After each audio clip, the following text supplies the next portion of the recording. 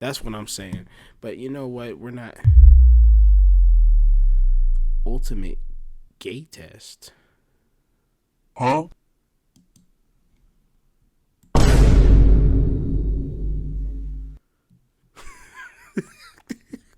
Where did I get this?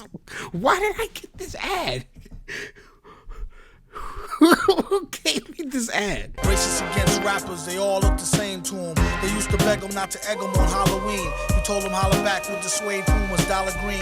Nah, I mean, heated up till the temperature tarball. Y'all just gawk like gargoyle. Alright, now we're going into this video that I've been needing to see. Because if you've seen the last stream, then you know that I have questions about how in the world did Rob Dyrdek, however you pronounce this man's last name. I don't care what you say, Gino. I gotta understand, why did he have MTV by the balls? Rob Dyrdek was a professional Dyrdek.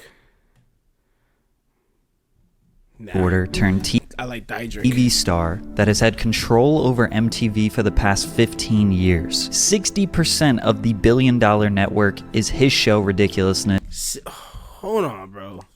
So this is what I'm talking about. Already talking outrageous numbers. Go back. Skateboarder turned TV star that has had control over MTV for the past 15 years. 60% of the billion-dollar network is his show Ridiculousness, which sometimes is the only show they air for multiple days without a What?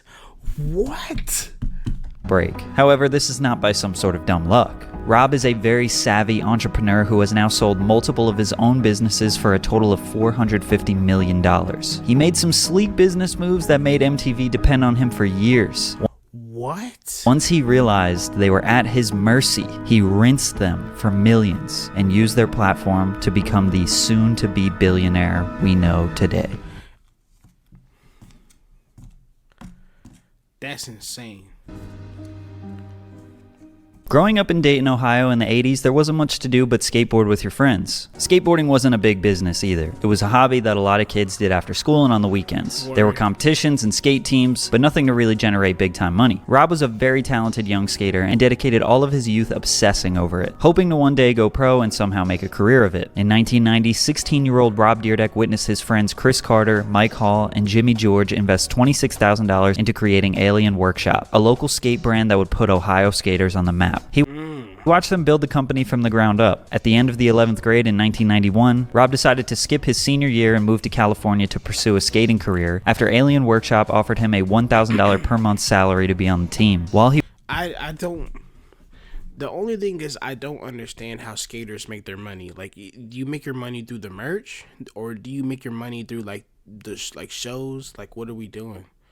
Competitions? Like, I don't understand how you get a skating career. Like, I just don't understand it. He was out there, he represented Alien Workshop to give more presence to the brand in the skateboarding capital of the world. Although Rob was dedicated to his team, watching his friends build a company inspired him. He yearned for something similar. It only made sense to come up with something skateboard related, so he started Orion Trucks. This was the first company he built from idea to marketing a product. The company still exists today. He's no longer a part of it, but it shows that his vision lasted 30 years. What? Skateboarding and becoming pro was still what his mind was fixated on. In 1995, he got sponsored by a company called Drawers Clothing, which would later become the iconic DC. Back then, Oh, I never knew what DC stood for. skaters had Nikes and comfortable athletic shoes to do everyday things in, but for skating, they had flat, uncomfortable shoes. Rob spent countless nights in Pacific Beach, San Diego, designing a comfortable shoe for skaters. The Dyrdek 1 was born, and once it was released, it was a huge success. He was earning around $300,000 per year now just off shoes, making him an extremely successful 21-year-old, but not necessarily super famous and popular skateboarder yet.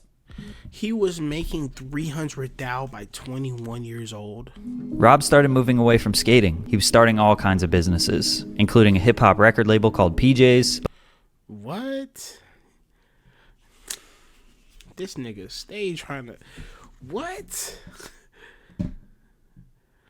Why would Rob think he could run a record label? But none of these would end up being as successful as his future endeavors. Around 1998, DC owner Ken Block told Rob they weren't going to These niggas look too similar. Renew his sponsorship because they thought he had already peaked in skateboarding, and they offered him a job as a full-time shoe designer. Rob was hurt. He realized he abandoned his first passion. Now his own team didn't believe in him anymore. He was only 25. This lit a fire inside of him. His passion for skating was stronger than ever. He built his own private skateboarding facility called the TF in San Diego so he could practice 24/7, which was kind of the first fantasy factory. Every You know what? It's crazy. I've never watched an episode of Fantasy Factory. contest he entered in for the next few years, he placed top 10. He was skating at the highest level he ever had, so DC decided to keep him on the team and let him keep designing shoes. He structured a new deal with DC where he would pitch them as many shoe designs as he had. Whatever ones they wanted, he would get a 2% royalty on. His shoes averaged around $60, so he was getting about $1.20 per shoe. They liked the idea. And at one point, Rob had 35 shoes in the DC catalog What? he was getting paid from. Needless to say, he was making hundreds of thousands, potentially 7 figures from DC shoes. This is insane, bro. This is insane. This is a dangerous man off rip. First 3 minutes in, this dude is dangerous. It was also around the late 90s and early 2000s This nigga got a wolf posing next to the Lambo. Get this man off the streets. where Rob created this image of flexing, luxury, and kind of living like a rapper, but for skating. Where skating at the time was this hesh, counterculture, and almost modest lifestyle. Like most skaters didn't have a brand. Their brand was, I'm a rad skater and that's it. Majority of the skate community thought Rob was a pompous prick, but he Okay, so I was always wondering that because you know, like I was saying, I didn't understand how skaters were making money because skaters are like well known for being like anti-establishment, anti-government, like anti-everything, like against the grain. I don't know how you monetize it. So Rob came into the culture and monetized it. leaned in even more. December 2000, the cover of Big Brother magazine had Rob skating next to a Mercedes-Benz, woman in a swimsuit, and a real whole-ass cheetah. That's so stupid. He was rocking iced-out Rolexes. Oh my God. He had an iced-out DC ring. Rob admits that it was a little over the top. However, he knew how powerful perception was. If he looked and acted like a hotshot, people would think that's who he was. 2000 to 2002, Rob was at the peak He's the original clout chaser of his skateboarding career. He was 27 years old, already pretty rich, and focusing hard on competitions and video parts to keep Wicks. Shut up! Off of the first couple of minutes alone, I can already see how this dude would shark MTV, because that's exactly what he did. He absolutely sharked them, bro. events so he could sell more shoes. 2002 is where he met Christopher Big Black Boykin, which would change his life forever. Big Black Boykin? DC was working on their first major skate video set to release in 2003, and they were going to go on a countrywide tour to promote the video. Rob knew he wasn't as good of a They were doing tours to promote a video back in the day? Dang, the 90s were different. skater as the others on the team, so he had to think out of the box to make his part memorable and valuable to the video. He came up with a skit. The concept was, Rob was fed up with security and cops kicking him out of skate spots while he was trying to film for his part. He decided he was going to hire a private security guard to deal with other security guards. He went to the first security company he could find, City Events in Pacific Beach, and asked them for the biggest but friendliest guy they had. No, say it like how he said it. I want the biggest, blackest dude you got. Immediately, the owner thought of somebody perfect for the position, and that was Christopher Big Black Boykin. I have many different things I do as far as Dyrdek security. Make sure Rob skates. My job is to do the dirty work.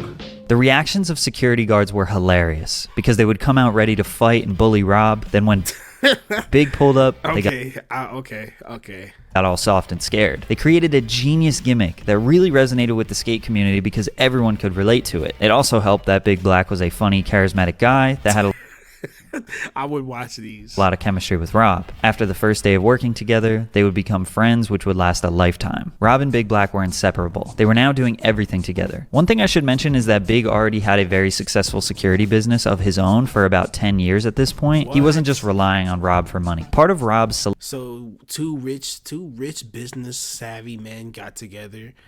Yeah, bro. celebrity baller image now included having a private security guard, again making him seem way more important than he technically was at the time. In the spring of 2004, DC paid for Rob to participate in the Gumball Is that a recent picture or is that in 2004? Because If that's in 2004, dude already looks like he's 50. 3000. This is a 7-day-long, 3,000-mile race across Europe on public roads with big parties every night that started in 1999 as a showcase for exotic cars, I've never heard of this. fashion, and the entertainment industry. Celebrities of all kinds participate in the event, so of course, Rob has to do what all the celebrities are doing. A young movie producer named Ruben Fleischer was making a documentary about the event. He reached out to as many celebrities as he could to film their experiences. On his journey, he ran into Rob and Big Black. Their chemistry was Brother. great together, and he knew he needed to document it. Gumball 3000, 6 Days in May, was the documentary that was made by Ruben Fleischer. Rob and Big Black's involvement in the film consisted of Rob bringing that exciting and fun energy, while Big Black complements his smooth, charismatic humor. Two very unlikely best friends driving across Europe. Rob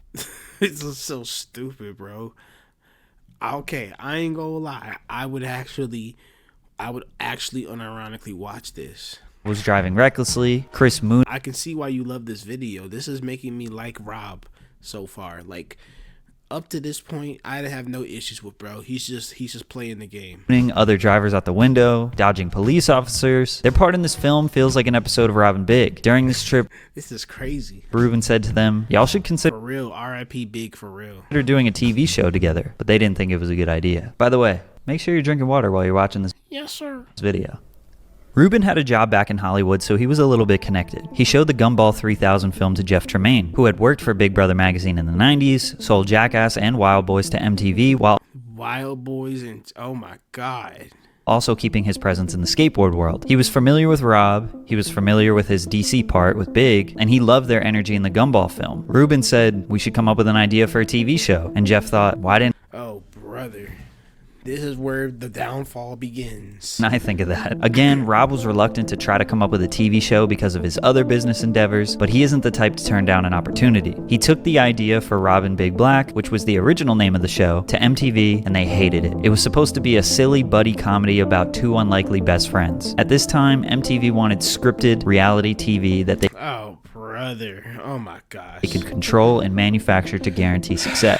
Man, like half of these shows flopped. The only ones that were good were Jersey Shore.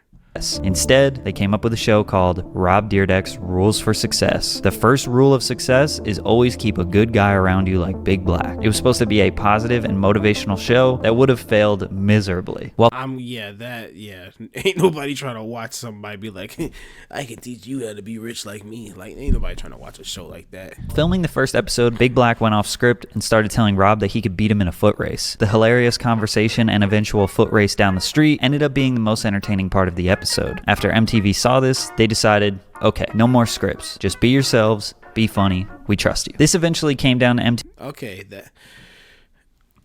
the more he's describing it, the more I'm like, I can see why MTV might have, fallen for this dude. TV agreeing on Rob's original vision for the show. You will notice this is the first time MTV kind of gave up a little bit of power and control to Rob, which would become Oh my god. a reoccurring theme throughout their relationship. Before the show came out on MTV, Rob knew he had a huge opportunity to level up his business ventures. Bam Margera's MTV show Viva La That is an ugly ass dude. Bam was super popular along with Jackass, and he was selling merchandise and Bam branded products like crazy. I don't know who this is. I'm so disconnected from skater culture. It's terrible, bro. Because It's because I'll probably break the board. of the platform that he had. He was selling triple the amount of skateboards per month than Tony Hawk. What?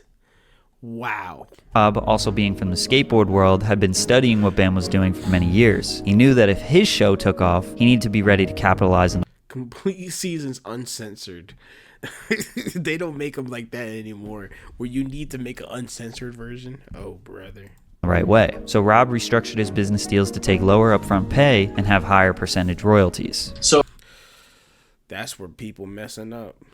Y'all keep giving him all these royalties. No wonder he acts like a king.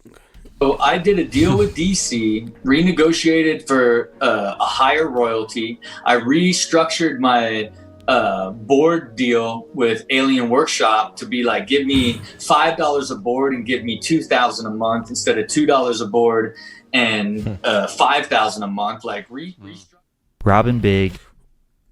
Who was that an interview with? Did Patrick Manza get an interview with Platform now, Rob went from a well-known skateboarder to a full-blown mainstream pop culture celebrity. The shoe deal with DC. Oh, brother. brother. He owned a 10% royalty on the Stan Smith style shoe that would end up selling millions of dollars. Rogue Status was the gun shirt that he wore all the time. That did about $8 million in sales. DC What? as a whole went from an $80 million company to a $500 million company in just a few years, with Rob wearing their gear all over TV. I wonder, what is DC worth now? MTV was paying him $35,000 per episode. That jumped up to $60,000 per episode for the last season, which would total $1.4 million What? after all 3 seasons. The baller lifestyle he manifested for all those years, he was now 100% living it. That's insane, bro. Fortunately, behind the scenes, everything wasn't as great as it seemed. After the first 2 seasons, Big wasn't having much fun anymore. They were filming 13 hours a day for months. In the beginning, he was having a blast. They never actually lived together, by the way. Big had a separate house. His room in Rob's house was just for the plot on TV. For season Wow. 3, Bro, come on now. MTV brought in writers, made them film 15 Oh yeah, that's where you messed it up. episodes, which was double from the previous seasons, and it started to feel too Hollywood for Big. The show was called Rob and Big, but he felt more like a sidekick. Also, Chris says that Rob was being paid double what he was. Rob denies that. However, Rob was working 24/7 writing ideas for the show and guiding the production, where Big admits that That makes sense. he just showed up, brought the funny, and left. We're not That makes sense. Yeah. Like I said, R.I.P. Big, shout out to Big, but like, if Rob was putting in all that work, then yeah, he kind of deserves to get paid more. Not sure what the facts are, but I wouldn't be surprised if Rob was being paid more. On top of that, he was very unhealthy at 430 pounds. Him and Rob were constantly disagreeing on creative ideas, which led to multiple blowout arguments, and he had a new baby on the way. Big decided he I ain't know Big was with a snow bunny.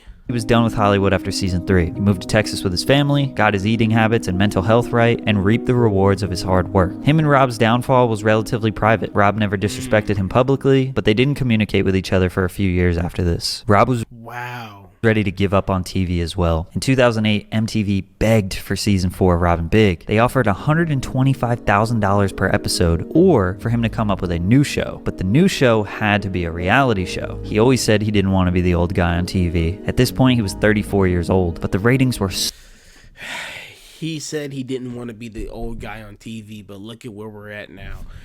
Let's just do a quick little Google search and make sure. Rob Dyrdek age. Look, it's still not Dillingham. Who is Dillingham? Dill Pickle? Move. Golly. How old is bro? 50 years. 50 years old, still recording episodes of ridiculousness. You are, in fact, that old guy on TV. I'm sorry to tell you that. so high still, and he knew the network was desperate. He wanted a much better deal for his new shows. He wrote the idea for Fantasy Factory in one weekend. Rob was going to transform a 25,000 square foot warehouse into an indoor skate park and adult playground, but the other half of the warehouse would be dedicated to his employees and business partners who are doing day-to-day operations running the Dyrdek enterprise. The episodes would be structured where Rob would talk about a business he's starting or investing in, then the other 75% of the show would be him messing around, skateboarding, doing stunts, and keeping the energy fun and lighthearted. MTV loved it. He also sold them Ridiculousness at this time, which wouldn't come out for 3 years, and would then become 60% of what MTV he basically handed him the time bomb. That's insane. That is ridiculous, bro. plays for a decade, but we'll get to that. He They're playing. I'm shocked at how much they're playing Twilight. Jesus. demanded one major stipulation before he signed off on Fantasy Factory. He owned his integration rights. Any of his businesses that he owned could be advertised and promoted on the show in any way that he wanted. Get that out of my face right now. Enough. And MTV How dare you put this in my face? I was Team Rob. This is the moment now where I'm saying it's F Rob. Okay? Wild grinders, out of my face. was not allowed to interfere, because if you didn't know, any product or brand you see displayed on a show or in a movie is paid for by those brands. So MTV could not say no to Get this off of my screen, bro, for real. Rob promoting a business that he owned on the show. But when it came to big corporate sponsorships or outside entities, they were Yes, his name in the... 50-50. Look at this, bro. His name in the show itself was called Lil Rob. A 34-year-old man. Since they were 50-50, neither Rob nor MTV had more power, so Rob took it upon himself to draw up these intricate brand integrations with brands like Chevy, Microsoft, and Monster, and he did all the negotiations by himself. So MTV just sat back and said, wow, keep doing that since you're doing all the work for us. Meanwhile, he was making additional deals on the side with these brands for his own companies like Street League, Wild Grinders, and other new ventures. For example, I'm sure some of y'all remember this episode where he dresses up as the Carl's Jr. mascot and does I don't remember none of this. Stunts around because I never watched it. Factory. This is literally a giant ad, but you might also remember that Rob wanted to open legal skate parks around the country. Safe Spot, Skate Spot is what he called them. At the first one, a giant Carl's Jr. star that kids would skate on. This is an example of how Rob would go to a corporate sponsor and say, hey, we'll do this integration on MTV for you, but I also want you to contribute to my personal project. So what? Oh my God. I can't be too mad because he's legitimately, unironically, a very smart businessman. Carl's Jr. paid for the construction of the skate park. Then he did basically the same exact deal on another park with 7-Eleven. You can see now how Rob was developing a lot of this is a freaky picture, bro. Control over MTV because he took it upon himself to go the extra mile to set the terms of his next show, write all the ideas and creative plans for the show, as well as control the negotiations with brands and sponsors that would be integrated on the show. And on top of all of this, he was being paid $100,000 per episode. He was starting to treat MTV like his own private production. He was treating MTV like his bitch. Let's just be honest. House. Look at the way he's holding that pug. That's the only. And Fantasy Factory was just a commercial for all of his new businesses. That's insane. Okay, but realistically, I'm not. Yeah, realistically, Wait, yeah, shut up. Why is there an McDiabetes? February 8th, Fantasy Factory Season 1, Episode 1. And as expected, it was a hit. Millions of viewers, not to the level of Rob and Big. The fans definitely missed him, but Rob knew just the thing that would keep people interested. Stunts and celebrities. Rob became a stuntman to fill the void of not having Big's comedic presence. Drama, his cousin, wasn't cutting it. And who doesn't love a good celebrity cameo? Johnny Knoxville, Lamar Odom, Justin Bieber, Carmelo Anthony, Ludacris, were among some of the people who came to the factory. There are so many businesses that Rob started or promoted on the show. Clothing companies, restaurants, a credit card for teens. A credit card for a teen? Bill my parents? No, bro. Fragrance, workout products. Dude, what? And even charities. But the two biggest ones were Wild Grinders, which get out of my face, which was his toy line and eventual animated series about his life as a child, which would go on to release on Nickelodeon, and Street League Skating, which would go on to be a globally recognized skate competition event on the same level as X Games and Dew Tour. What? You could also throw in his cousin Drama's brand Young and Reckless, which he helped get off the ground. In 2011, Big Black makes his debut appearance on the Fantasy Factory. The beef was squashed and the duo were together again. They continued the vibe of the Rob and Big days, but now they had a playground and more money. Ratings doubled when Big came back. It was oh, I'm getting happy just seeing Big, bro.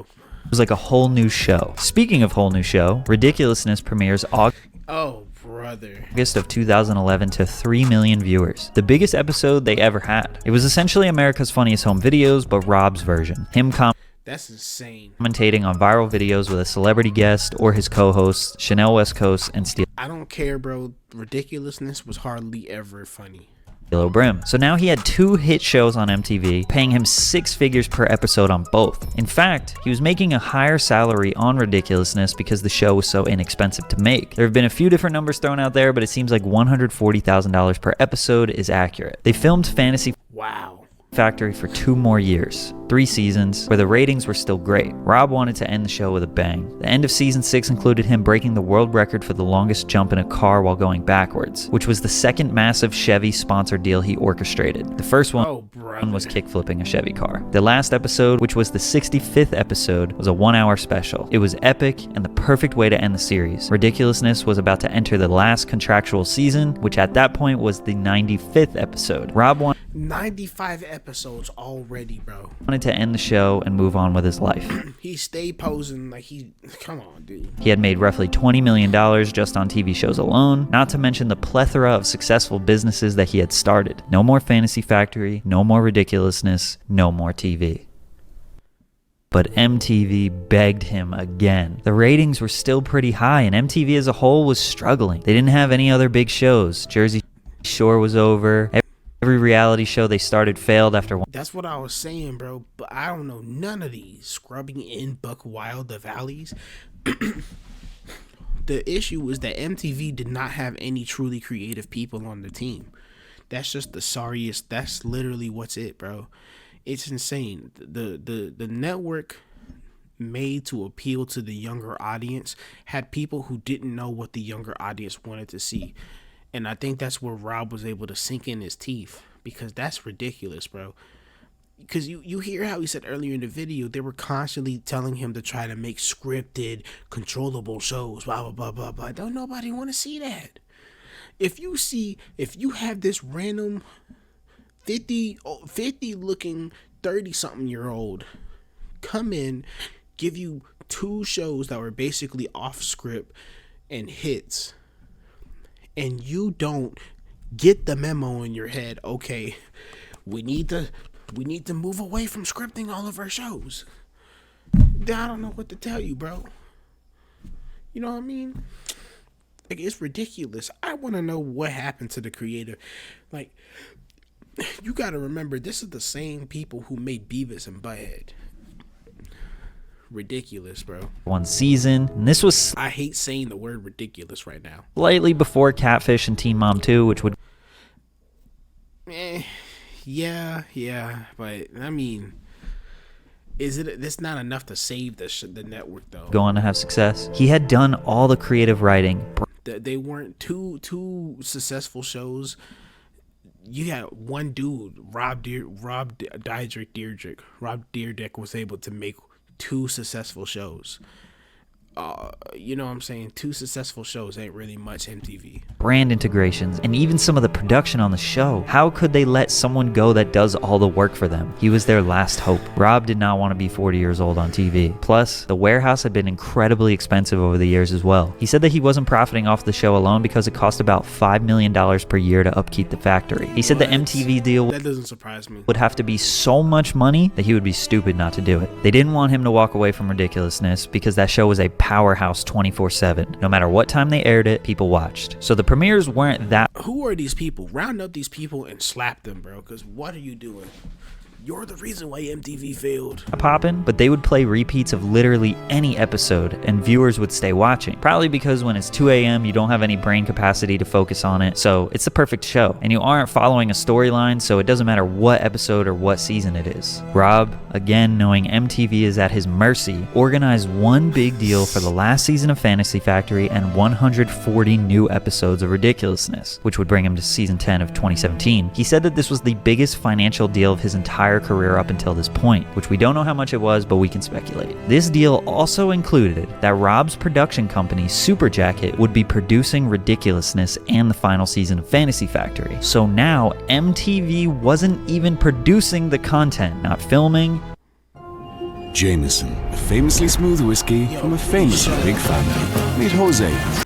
You can't just put an ad on the biggest reveal, bro. You're telling what? So now MTV wasn't even producing the content, not filming, not editing. It was all Rob's businesses that he owned. We can also assume that because he was producing the show, that his company now received a % ownership of the show. Like, he isn't just an actor anymore, he's getting those royalties, baby. Literally, MTV was like YouTube to Rob. Here's my show, upload it. That's insane. He got through the last season of Fantasy Factory despite not wanting to do it. Ratings were kind of low, but the show was officially over in 2015. Unfortunately, 2 years later, we got the sad news that Christopher Big Black Boykin had passed away at age 45 of a heart attack in Plano, Texas. He Rest in peace for real, bro. survived by a now 14-year-old daughter. Rest in peace, Big Black. For real. At this point in 2017, Ridiculousness was only premiering to about 300,000 people or so, compared to millions in 2012. But like we said, play it any time, any day, the audience loves it. So the ratings are still technically very high. Season 10 ends of Ridiculousness, but Rob has already gotten over the fact that he's the old guy on TV now, so he sets up for another renewal. And of course, MTV is going to take it because TV is at an all-time low, and MTV is going down with it. 250 more episodes, and a Too much Rob. new spin-off, Amazingness. Yeah, that's stupid. Basically just a talent show, which was very unsuccessful after just 7 episodes. Good. Besides the TV show, Rob is a recluse now. He doesn't party with celebrities. He isn't doing commercials or brand deals. He's a full-blown entrepreneur building the Dyrdek Machine, which is his company that builds... Oh, that's legitimately the name of it? That's actually... Okay. ...other businesses with the goal of selling them. The Dyrdek Machine is a venture creation studio. We are a business that creates businesses by systematically fusing art, science, and magic. He's now growing Street League, investing in whiskey, investing in VR technology, starting a protein brand, starting a snack brand, building a family with his wife and first child. That doesn't look like a good dynamic. And stacking his money. Basically, since 2018, ridiculousness is the only thing that MTV plays, sometimes for multiple days straight with no breaks. Rob is 60% of the network. He might as well start out the show with, "Hi, my name is Rob Dyrdek, and welcome back to my network, MTV." I'm surprised he hasn't just straight up bought MTV, but I guess it's because it's not really... You know what I'm saying? 2020, Rob made the next biggest financial deal of his life. He sold his production company, Super Jacket, who had been producing Ridiculousness and a number of other shows for the past 7 years. But the He produced the Dude Perfect? Oh my God. Stipulation with the venture capitalists was that they also had to purchase Street League Skating. Thrill One Sports and Entertainment bought Rob out of both businesses for $150 million. Both of these businesses he funded with the money that MTV was paying him while growing and advertising on MTV's networks where millions of people were watching him every day. MTV wasn't a partner or an investor in any of his businesses that he promoted and grew on. That's insane work. This is just as bad. This is like how Frank Ocean did the record deal, bro. This is insane amount of finessery on their platform. But Rob was a part owner of the show that they put on their platform. He announced another 250 episode renewal of Ridiculousness in 2020, in which he would be fully done and ready to walk away forever. Shut your lying ass up. If Rob's salary of $140,000 per episode since 2011 stayed the same over the past decade, with Ridiculousness having 819 episodes to date, means he would have earned $114,660,000 just from that show. Maybe he took a lower salary once his company started producing it, since now he was getting ownership royalties, but I guess we don't know. Rob today is almost unrecognizable to the man he used to be. Now 47 years old, he's a zen, calm, collected entrepreneur who is on his way to becoming a billionaire. And it's all because he got to call the shots at a multi-billion-dollar TV network for 15 years straight. I'm just in such disbelief, bro. This is the real important thing. The fact that MTV gave up on music, because the M is literally stands for music television. Like, Jesus, dude, this is ridiculous. Like, I'm actually at a loss for words, man.